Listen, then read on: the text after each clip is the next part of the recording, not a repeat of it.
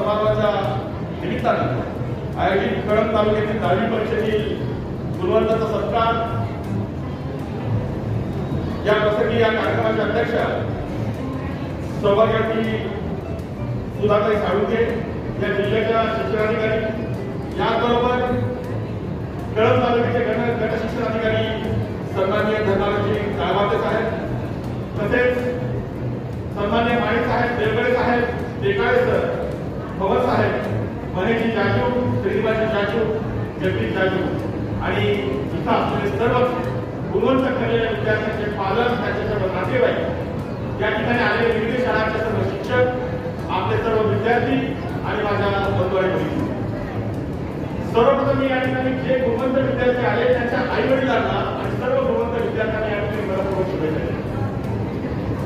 आपण गुणवंत ठरला जे जे गुणवंत आहेत ते मग गुणवत्ता किंवा गुणवंत होणं ही नियती सहजासहजी कोणाला गुणवंत होऊ देत नाही.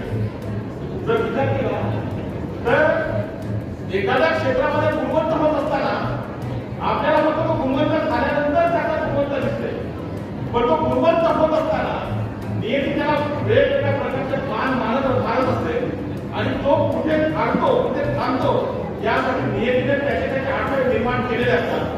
पण या आठवड्याची शेवट पार करून जो या सर्वांच्या पलीकडे जातो तो गुणवंत ठरतो. इथं मार्क्स मध्ये जरी तुम्ही पहिल्या क्रमांकाने 100% मिळवून आलेले असतात तरी या ठिकाणी ते मार्क्स मिळवत असताना फक्त अभ्यास केला परीक्षा दिली आणि तुम्हाला मार्क्स मिळाले तुम्ही गुणवंत ठरत असं नाही. अभ्यास केला आणि जे जे गुणवंत ठरले त्यांच्या आयुष्याच्या अर्थ वेगळ्या म्हणजे मी काही भरू शकत नाही पण नियती यापेक्षा वेगळ्या सुद्धा देत नाही. जे जे गुणवंत ठरले त्यांच्या पालकांना माहिती असेल किंवा जे गुणवंत विद्यार्थी त्यांना देखील परीक्षेच्या दरम्यान तुम्हाला काहीतरी संकट आले म्हणजे संकट म्हणजे कुठेतरी जवळचं नाट्याचं कुठेतरी पाहणं असेल कदाचित जवळचं कोणाचं लग्न असेल त्या लग्नाचं गाठे राहिलेलं आहे कदाचित तुम्हाला दुखापत झाली तुम्ही आजारी पडलात घरामध्ये एखादं संकट आलं काहीतरी अडचणी आल्या आणि तुम्ही त्या परीक्षेमध्ये तुमचं कॉन्सन्ट्रेशन डिस्टर्ब होईल अशा पद्धतीने घटना घडल्या पण तरी देखील तुम्ही ती परीक्षा दिली त्यामध्ये मार्क्स मिळवले आणि म्हणून तुम्ही गुणवंत ठरलेले आहात.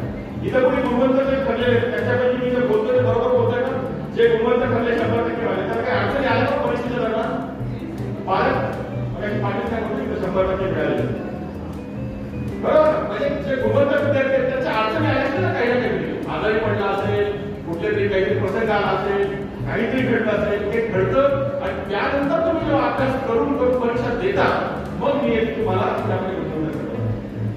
म्हणजे फक्त गुणवत्ता अभ्यास केला आणि परीक्षा दिली मार्क मिळाले असं होत नाही. अभ्यास करण्यासाठी तुम्हाला मायक्रो स्टडी करावा लागतो.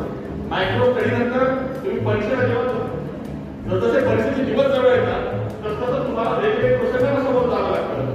मग कदाचित आईवडिलांची कुणाची तब्येत बिघडते, आपली तब्येत बिघडते, काहीतरी दुखापत होते, काहीतरी प्रसंग येतो आणि ह्या सर्व अडथळ्यांमधनं आपण त्या परिस्थितीमध्ये कसं बाजूला जातो ही नियती बिल्डिंग लागू तरी देखील आपण ती परीक्षा पूर्ण कॉन्सन्ट्रेशन देतो आणि मग आपण गुंतवणूक करतो. लक्षात घ्या एक काळ असा होता की त्या काळामध्ये आम्हाला जेव्हा आमचा काळ होता त्यावेळेला आम्ही शिक्षण घेत होतो. शहरातल्या धंदाची मुलं असतील ज्या रिक्षाने आम्ही आमच्या शाळेमध्ये जायचो ती मुलं असतील, त्या रिक्षावाल्याचा मुलगा, शाळेतल्या चपराशाचा मुलगा, शाळेतल्या मुख्याध्यापकाचा मुलगा, आमच्या गावातला चांगल्या मोठमोठ्या व्यापाऱ्याचा मुलगा आणि चांगल्या चांगल्या अधिकाऱ्यांची मुलं देखील आमच्या काळामध्ये आम्ही सर्वजण एकाच छताखाली बसून विविध जाती धर्माची मुलं एका छताखाली बसून आम्ही आपलं शिक्षण घेत होतो.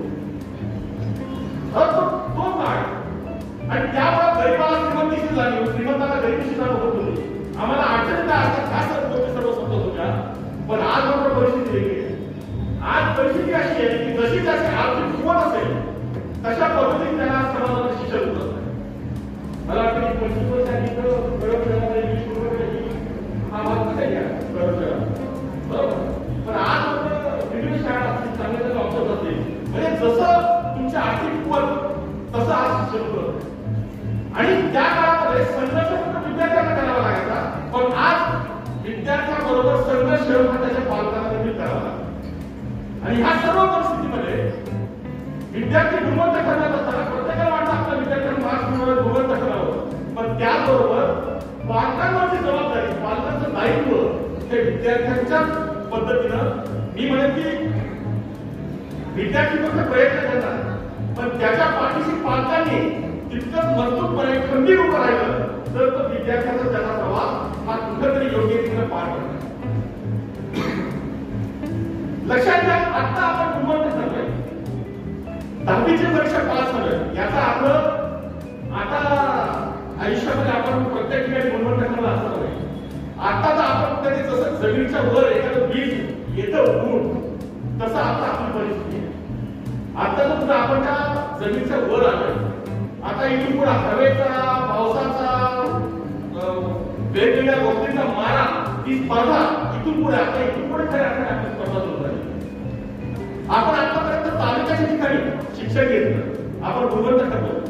लक्षात घ्या गुणवत्ता असते विद्यार्थ्यांमध्ये किंवा तुम्हाला जर तुमचे प्रयत्न प्रामाणिक असतील तर गुणवत्ता तुम्हाला त्याला जो कोणी आहे त्याला द्यावीच लागेल. पण हे सर्व करत असताना गुणवत्ता किंवा गुणवत्ता विद्यार्थ्याला परिस्थिती श्रीमंत आहे की गरीब आहे की काय ते कारणीभूत करतो. गुणवत्तेला काय असतं, गुणवत्तेला लागतं फक्त प्रामाणिक प्रयत्न. आणि हे सर्व करत असताना आता इथून पुढच्या काळामध्ये खऱ्या अर्थाने तुमची स्पर्धा सुरू झाली आणि या स्पर्धेमध्ये तुम्हाला बाहेरच्या जगाशी सुद्धा संपर्क येणार. आणि आमच्या काळामध्ये कसं होतं, 10वी पास झाल्यानंतर आर्ट्स, सायन्स, कॉमर्स यापैकी कुठेतरी शिक्षण घ्यायचं. त्याच्यानंतर ज्याला थोडेफार चांगले मार्क्स मिळाले MBBS, BAMS वगैरे इंजिनिअरिंग करून त्याच्यानंतर मग कुठेतरी लॉ, त्यानंतर मग BEd आणि त्यानंतर मग BA किंवा कॉमर्स हे चांगलं डिग्री असं चालायचं. पण आज न्यू एज्युकेशन पॉलिसीचं अनुषंगानं न्यू एज्युकेशन पॉलिसीमध्ये NEP ज्याला म्हणतात नवीन शैक्षणिक धोरण, याच्या माध्यमातून जेवढ्या सुविधा आम्हाला उपलब्ध होत्या तेवढ्या सुविधा तुमच्यासाठी प्रचंड तारव होते. आमच्या काळामध्ये आम्हाला आमची इच्छा वेगळी असायची पण आम्हाला शिक्षण जे उपलब्ध तेवढंच करावं लागायचं. पण आज मात्र तुम्हाला परिस्थिती अशी आहे की जशी तुमची गुणवत्ता असेल, ज्याच्यामध्ये तुम्हाला इंटरेस्ट असेल, ज्या तुमच्यामध्ये स्किल्स आहेत ते स्किल डेव्हलप होण्याच्या अनुषंगाने गव्हर्नमेंटने वेगवेगळ्या आता तुमच्यासाठी NEPच्या माध्यमातून इथं शैक्षणिक दारो, शैक्षणिक वाटा तुमच्या उभ्या केलेल्या. एक काळ होता पराक्रम हा प्रत्येक काळामध्ये हा आहे आणि प्रत्येक काळाच्या पराक्रमाची व्याख्या वेगळी आहे. जसं की एक काळ होता छत्रपती शिवाजी महाराजांचा काळ, त्यांचा काळ, त्याच्या आधीचा काळ की जो जास्तीत जास्त रक्तपात करेल त्यानंतर त्या काळाचं शस्त्र होतं तोफा, बंदुका, त्या काळाचं शस्त्र होतं तलवार, खाले. मग हा काळ बदललं. मग काय आला हुद्द्याचा. हुद्द्यामध्ये काय एखादं पद, मग जसं की देशमुखी, पाटीलकी, देसाई सगळं हुद्द्याचा काळ. मग त्यानंतरचा काळ आला लेखणीचा. त्यानंतरचा काळ लेखणीचा. आणि लेखणी हे शस्त्र ज्याला ज्याला त्या काळात उचललं ते आजपर्यंतच्या इतिहासामध्ये अजरामर झालं. कोण? डॉक्टर बाबासाहेब आंबेडकर असतील, त्या काळामध्ये सर्वपल्ली राधाकृष्ण असतील, पंडित जवाहरलाल नेहरू असतील, महात्मा गांधी असतील. यांनी काय केलं? यांच्या आई वडिलांचं जर बॅकग्राऊंड पाहिलं आपण, अतिशय एपीजे अब्दुल कलाम यांचं जर आपण बॅकग्राऊंड पाहिलं तर कदाचित इथं आपण ज्या आई वडिलांना गरीब किंवा समजतोय की यांच्याकडे काम करतात त्याहीपेक्षा गरीब परिस्थितीत सर्व लोक आलेली होती. पण यांनी त्या काळाचं शस्त्र हाती घेतलं ते म्हणजे लेखणी. आणि ती लेखणीच्या जोरावरती त्यांनी आजही इतिहासामध्ये अजरामर झाले. एक समाजाला नवीन दिशा लागली. आणि प्रत्येक काळाचं शस्त्र त्या काळानुसार बदलत जातं. मग नंतर शस्त्र बदललं कोणतं? आजच्या काळाचं शस्त्र कोणतं?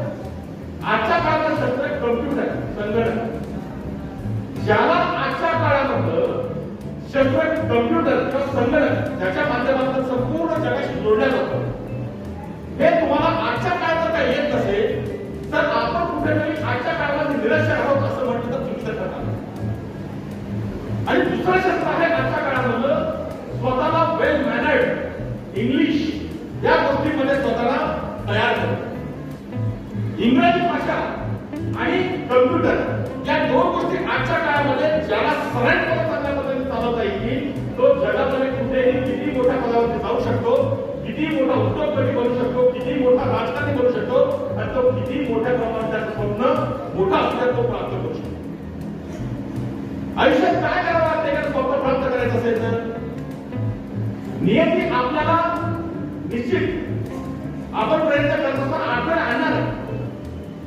माणूस मोठा होत असताना त्याच्या आयुष्यामध्ये परिस्थिती जर त्या चांगली असेल तर मी मानेन की तो यशस्वी होण्याची शक्यता कमी आहे.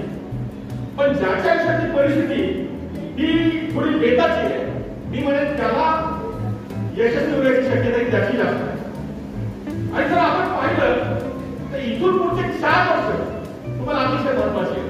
आता 10वी पास झाली, 10वी नंतर 11वी 12वी आणि त्यानंतर तुम्ही ज्या दिशेने जाल त्याचे पहिले 2 वर्ष. नंतरचं काय एकदा तुम्हाला अभ्यास झाला, सिलेबसची ओळख झाली की मग तुमचा प्रवास हा पुढे होत राहतो. पण इथून पुढच्या 4 वर्षामध्ये तुम्हाला आयुष्याला दिशा देणारी तुमच्या आयुष्याची 4 वर्ष. तुमच्या आयुष्यामध्ये सन्मान, तुमच्या आयुष्यामध्ये तुमचं नाव कमवायचं असेल, आई वडिलांचं नाव कमवायचं असेल तर तुम्हाला एक रुतबा, प्रतिष्ठा, पैसा या सर्व गोष्टी कमवायच्या असतील तर इथून पुढचे 4 वर्षापूर्वी तुम्हाला कॉन्सन्ट्रेशन फोकस करण्यात आहे.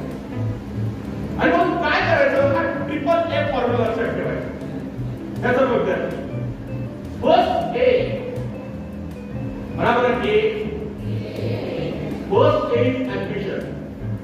Also first A is ambition. Ambition म्हणजे काय? Ambition म्हणजे एखादं ध्येय. आयुष्यामध्ये आपण वाटचाल करत असताना काही ना काही आपलं ध्येय असलं पाहिजे. आणि इथून पुढच्या 4 वर्षासाठी आपलं ध्येय असलंच पाहिजे. First is ambition.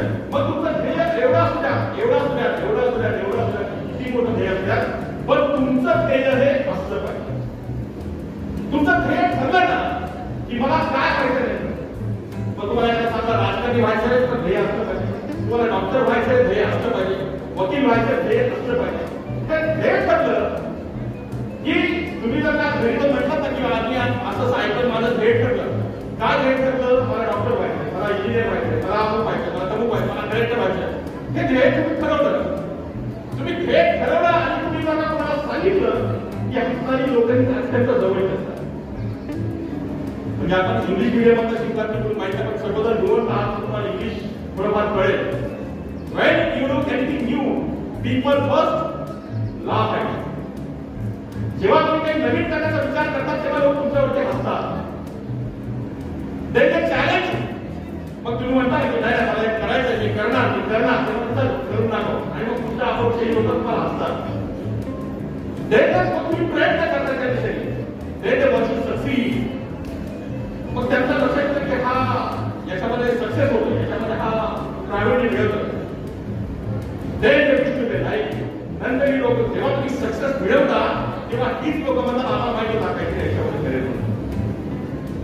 म्हणून पहिला एक आहे तुमचं ध्येय असलं पाहिजे. एक पट तुमचं ध्येय असेल त्या ध्येयाकडे पाहण्याचा तुमचा दृष्टिकोन हा 2 पटीने सकारात्मक असला पाहिजे. लोक तुम्हाला म्हणतील, जवळचे तुम्हाला म्हणतील तुझ्याकडे काही शक्य नाही, तुला हे जमणार नाही, तुझ्याकडे होणार नाही. पण तुम्हाला स्वतःला त्या ध्येयावरती सकारात्मक दृष्टिकोन द्यायचा आहे. यस हे करणार, एक करून दाखवणार, हा स्वतःचा एक सकारात्मक दृष्टिकोन असला पाहिजे. आणि त्या ध्येयाच्या दिशेनं जर 3 पट, 1 पट ध्येय, 2 पट सकारात्मक दृष्टिकोन म्हणजे ऍटिट्यूड आणि 3 पट त्या ध्येयाच्या दिशेने तुमची ऍक्शन म्हणजे तुमची कृती असेल तर आयुष्यामध्ये यशाशिवाय तुम्हाला काही मिळणार. पण आपला प्रॉब्लेम हा होतो की ध्येय असतं आपलं एवढं, कुणी मला तुला जमणार नाही की आपला ऍटिट्यूड होतो एवढा आणि त्या दिशेने कृती होते एवढी आणि मग आपण म्हणतो की माझं कशी कुठलं. लक्षात घ्या, एक पट काय असतं म्हणजे ध्येय. First A is ambition, second A is attitude and third A is action. मला माझ्यासोबत first A is ambition, second A is and third A is action. Action किती पट असली पाहिजे? 1 पट ध्येय असेल, सकारात्मक दृष्टिकोन किती? 2 पट आणि 3 पट त्या ध्येयाच्या दिशेनं ऍक्शन असली पाहिजे. यशाशिवाय दुसऱ्या आयुष्यामध्ये काही घडत नाही. आणि मग लक्षात घ्या की तुमच्या लक्षात आलं पाहिजे माझं ध्येय काय. नुसतं ध्येय करून चालेल का? आता इथून पुढे जबाबदारी पालकांची. इथं आलेले पालक असतील, शिक्षक असतील, सर्वांनी लक्षात घ्या. मगाशी मला बरं वाटतं की एक विद्यार्थी इथे नव्हते, पण त्या विद्यार्थ्याच्या वतीनं त्यांचा सत्कार घेण्याचं वेळ मुख्याध्यापकावरती आहे. म्हणजे इथं मुख्याध्यापक आहे, इथे काही पालकही आहेत. आता मुलांचं ध्येय, त्या मुलांच्या ध्येयामध्ये आता पालकांनी उभं राहणं गरजेचं सोबत. आता इथून पुढे पालकांना संघर्ष करावा लागेल. आणि मग गरजेचं काय? जेव्हा मुलगा म्हणतो ना की माझं हे ध्येय, आता त्या ध्येयाचा सिलेबस काय, त्या ध्येयाचा त्यांचा अभ्यासक्रम, जसं मॅट्रिक्सचा एक अभ्यासक्रम होता तसं तुम्ही जर एखादं ध्येय ठरवलं तर त्या ध्येयाचा सिलेबस काय, त्याचा सूक्ष्म चिंतन करणं ही जबाबदारी आता पालकांची. मग आता याचा काय, आपण याचा सिलेबस कुठे येतो, याच्या बॉन्ड्रीज काय, याच्यामध्ये पालकांनी विद्यार्थ्यांना मदत करणं गरजेचं. मग नेमकं याच्यामध्ये आणि कधी लक्षाच्या आयुष्यामध्ये स्टडी नव्हे, मायक्रो स्टडी, सूक्ष्म चिंतन. मला सांगा, मॅट्रिक नंतर एमपीएससी प्रोग्राम करण्याची इच्छा आहे. एमपीएससी कलेक्टर, डेप्युटी कलेक्टर करतो ना, एमपीएससी करायचं, एमपीएससी यूपीएससी करण्याची इच्छा मुलांकडे कुणालाच कराय का नाही, कुणाला असं नाही का इच्छा. आता एमपीएससी मध्ये काय असतं, आपल्या मंचावरती मॅडम आहेत, त्याच्यात एमपीएससी म्हणून आलेले आहेत. एमपीएससी मध्ये अनेक विद्यार्थी परीक्षा देतात. दरवर्षी कमीत कमी 2-2.5 लाख विद्यार्थी परीक्षा देत असतील. किती जागांसाठी? किमान 500-550 जागांसाठी 2-1 लाख विद्यार्थी परीक्षा देतात. मग याच्यामध्ये काय असतं? आता मी तुला प्रश्न विचारतो, भारतीय राज्यघटनेचे राज्यघटना समितीचे अध्यक्ष कोण होते?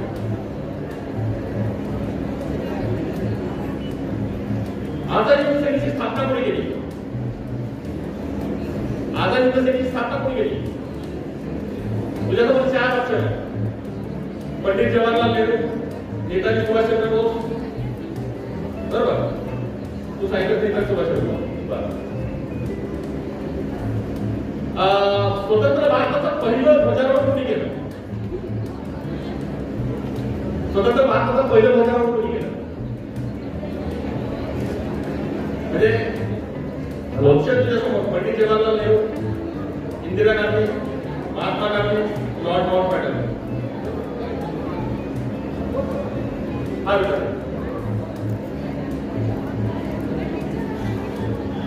पंडित जवाहरलाल नेहरू. संयुक्त महाराष्ट्राचे पहिले मुख्यमंत्री कोण होते?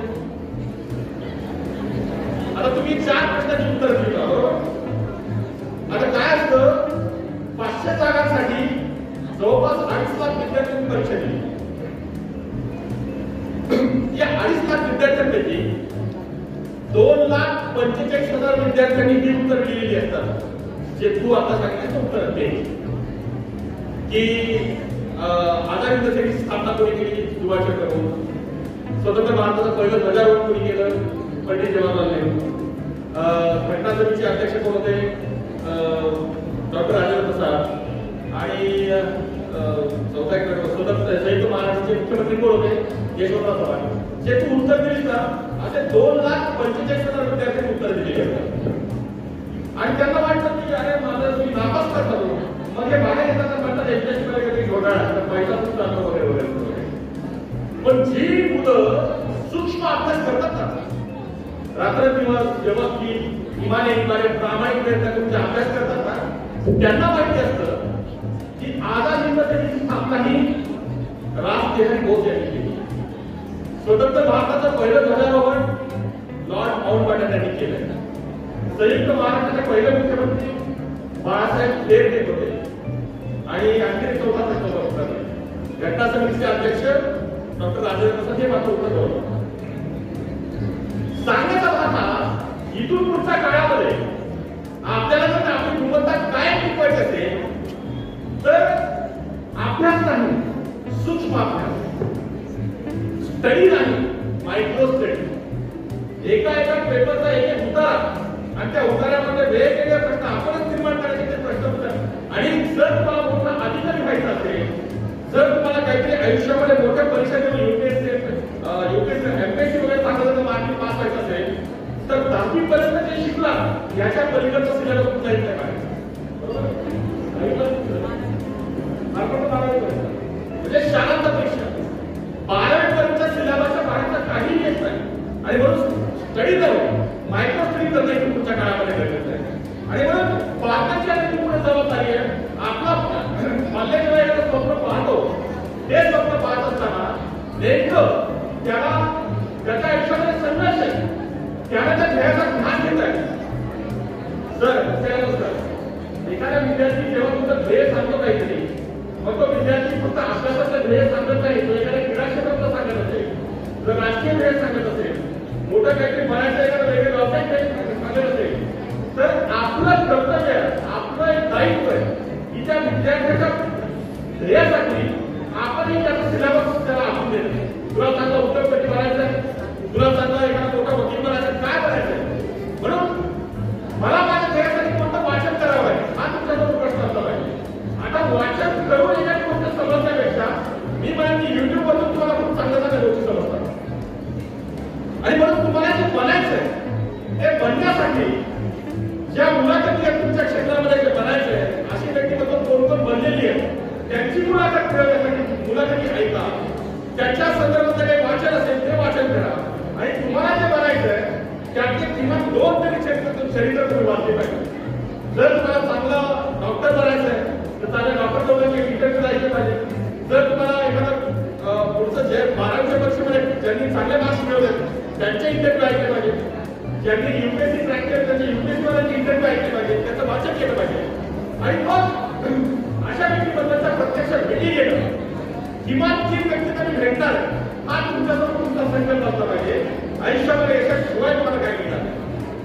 म्हणजे इथून पुढच्या काळामध्ये स्टेप बाय स्टेप एका विशिष्ट पद्धतीने प्रयत्न केले तर निश्चितपणे ते गुणवत्ता, हा गुणवंतपणा हा तुमच्याकडे कायम राहील. आणि कळप शहराचे नागरिक, जसं की आपण म्हणतो जाजी फॅमिली बाहेर गेले, तिथे जाऊन त्यांनी स्वतःचं नाव नोंदणी केला आणि पुन्हा या ठिकाणी आले. असं उद्याच्या काळामध्ये आम्हाला असं मिळेल की कळप शहराचे विद्यार्थी चांगले अधिकारी आहेत, चांगले उद्योगपती आहेत आणि खूप मोठ्या प्रमाणामध्ये ते संपूर्ण भारतामध्ये पसरलेले आहेत.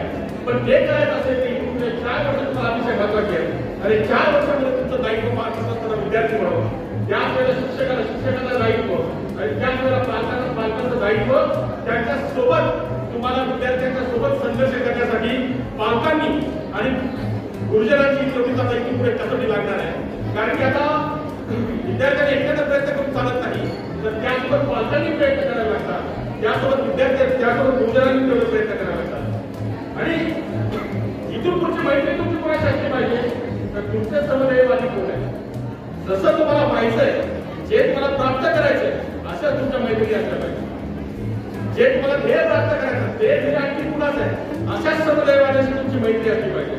एकंदरीत परिस्थिती पाहता मला असं वाटतं की जर प्रत्येकाला आपण ठरवलं की मला माझ्या आयुष्यामध्ये संघर्ष करायचा आहे, मला माझ्या ध्येयाचा घात घेऊन या प्रतिमाचं दायित्व मला पार पाडायचं आहे. प्रत्येक पालकांनी आणि गुरुजनांनी ठरवलं की प्रत्येक विद्यार्थ्याच्या आमच्या पाल्याच्या मागं आम्ही गंभीरपणे पाठीशी उभं राहू, त्यांच्या संघर्षामध्ये आम्ही आमचा खालीचा वाटा घेऊ आणि विद्यार्थी घडवण्यासाठी, आदर्श विद्यार्थी घडवण्यासाठी आम्ही आमचं आदर्श दायित्व पार पाडू. विद्यार्थी ज्या ज्या गोष्टींपासून वंचित आहे, ज्या ज्या गोष्टींपासून वंचित आहे त्या विद्यार्थ्यांना सर्व सुविधा उपलब्ध करून देण्यासाठी आम्ही वाटते की तो संघर्ष करू आणि एक आदर्श विद्यार्थी घडवण्याचा आमचं आम्ही दायित्व पार पाडू. हा जर का संकल्प प्रत्येक पालकाने आणि गुरुजनांनी केला तर निश्चितपणे या कळम शहरातील गुणवंतांचा सत्कार, कदाचित मला वाटतं की आज या हॉलमध्ये बाकीचे अनेक विद्यार्थी आहेत, पण उद्याच्या काळामध्ये कळम शहरातील गुणवंत विद्यार्थी हा बघायला मिळणार नाही. आणि म्हणून या कळम शहराचं नाव एका वेगळ्या उंचीवर नेण्यासाठी, या कळम शहराचे गुणवंतांचं शहर अशी ओळख निर्माण करण्यासाठी आणि उद्याच्या उज्ज्वल भविष्यासाठी सर्व पालक आणि गुरुजनांनी या ठिकाणी संकल्प करूया. विद्यार्थ्यांच्या संघर्षामध्ये आम्ही आमचा कार्यक्रम राबवतो. पुन्हा एकदा आजच्या या जाजू परिवाराच्या वतीनं आम्हाला या ठिकाणी बोलण्याची संधी दिली आणि आम्हाला या ठिकाणी बोलवलं, त्यावेळी तो संकेत होतो.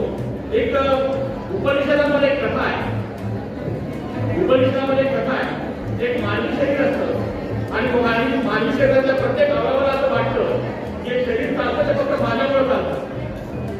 डोळ्याला वाटतं सर्व पाण्याचं काम मीच करतो म्हणून शरीर माझ्यामुळे चालतंय, हाताला वाटतं सर्व कामं मीच करतो म्हणून शरीर माझ्यामुळे चालतं, पायाला वाटतं सर्व भार मीच उचलतो म्हणून शरीर माझ्यामुळे चालतं. असं प्रत्येकाला वाटतं की शरीर जे चालतं ते फक्त माझ्यामुळे चालतंय आणि म्हणून एक दिवस डोळे काम करणं बंद करतात. भाऊ शरीर कसं चालेल, डोळ्यांनी काम करणं बंद केलं, हात काम करणं बंद करतात, भाऊ शरीर कसं चालेल, पायाने काम करणं बंद केलं, हाताने काम बंद केलं, पायाने काम बंद करतात. प्रत्येक उन्मत्तपणामध्ये असं म्हणतो की शरीर कसं चालेल भाऊ, माझ्याशिवाय हे शरीर कसं चालेल असं भाऊ, माझ्याशिवाय शरीर कसं चालेल असं मग प्रत्येकाला उन्मत्तपणा आलेला असतो. आणि म्हणून ते सर्वांनी आपलं काम थांबवलेलं असतं, ते शरीर असं निश्चित पडतं. शेवटी त्या शरीरामध्ये उठतो फक्त प्राण. मग प्राणाला वाटतं आता सर्वांनी आपलं काम थांबवलं, मी थांबून काय करू असं म्हणून जसं त्या शरीराचा प्राण बाहेर निघून जातो तसं ते शरीर मरतं, सडतं, त्या शरीराचा वाद येतो. अगदी त्याच पद्धतीनं जर राजकारणाला वाटत असेल की शिक्षण व्यवस्था देश आमच्याकडून चालतोय, जर प्रशासनाला वाटत असेल की शिक्षण व्यवस्था असेल हा देश आमच्याकडून चालतोय, जर गुरुजींना वाटत असेल की शाळा आमच्याकडून चालते, शिक्षण व्यवस्था फक्त आमच्याकडून चालते, असं जर का कुणाला वाटत असेल तर लक्षात घ्या, सोबत असलेला विद्यार्थी हा खऱ्या अर्थात आपल्या देशाचा प्राण आहे आणि जोपर्यंत हा प्राण आमच्या समोर आहे जोपर्यंत मी समजण्याची गरज नाही की आमच्याबरोबर आहे. आणि मग शिक्षकाला शिक्षकाचं दायित्व, प्रशासनाधिकाऱ्यांनी प्रशासकीय अधिकाऱ्याचं दायित्व, राजकारण्यांनी राजकारण्याचं दायित्व योग्य पद्धतीने पार पाडलं तर हा देश, हा देशाचा प्राण हा अविरतपणे निरंतरपणे या संपूर्ण जगावरती आपला प्रभाव पाडत आहे. आणि म्हणून हा प्राण जपण्यासाठी मी माझं दायित्व पार पाडेल हा संकल्प प्रत्येक शिक्षकाने केला, प्रत्येक गुरुजनांनी, प्रत्येक प्रशासकीय अधिकारी कशासाठी, माझ्या देशाचा प्राण जपण्यासाठी. हा जर का संकल्प प्रत्येकाने केला तर निश्चितपणे आमचा देश उद्याच्या काळामध्ये उज्ज्वल आणि महासत्ता झाल्याशिवाय राहणार नाही. पुन्हा एकदा आजच्या जाजू परिवाराच्या वतीनं आयोजित केलेल्या सर्व गुणवंत विद्यार्थी, त्यांचे पालक, त्यांचे सर्व नातेवाईक यांचे मी मनपूर्वक पुनश्च आभार मानून त्यांचे अभिनंदन करतो. आणि जाता तेवढाच म्हणे संगमा खड़ा करने को मेरा मकसद नहीं है, लगता है कि आप लोगों को नहीं चाहिए, मेरे सिरे ना से वो मेरे सिरे से वो कहीं भी आग, वो आग नहीं चाहिए, वो आग नहीं चाहिए. गरम शहराच्या विद्यार्थ्यांमध्ये गुणवत्तेची आग लागते आणि संपूर्ण भारतभर त्याचा प्रभाव पडते. क्रेडिट देणार. धन्यवाद डॉक्टर साहेब.